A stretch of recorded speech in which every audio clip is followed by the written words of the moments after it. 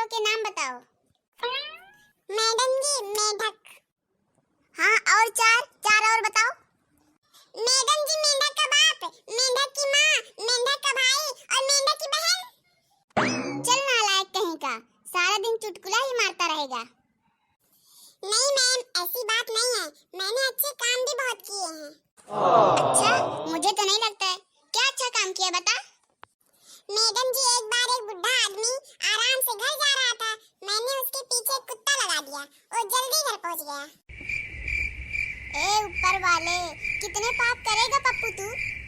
Madam जी अब मैं unlimited पाप करूंगा। क्यों रे? क्योंकि मैडम जी कल मेरे परदादा का फोन आया, वो बोल रहे थे जितने पाप करना है कर लो, नर्क में वैसे भी जगह नहीं है, हम लोग खुद दीवार पे बैठे हैं। अच्छा चलो ये सब छोड़ो, सारी सब्जियों के नाम बताओ। मैडम जी आलू टमाटर प्याज। हाँ और बोल, आगे बोल। बैगन भिंडी कद्दू। हाँ और बोल।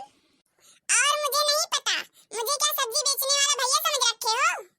नालायक, तुमने आज तक कोई बुक खोली हो तब ना पता हो सब्जियों के नाम? तुमने आज तक कोई बुक ही नहीं खोली। जी मैडम जी, एक बुक तो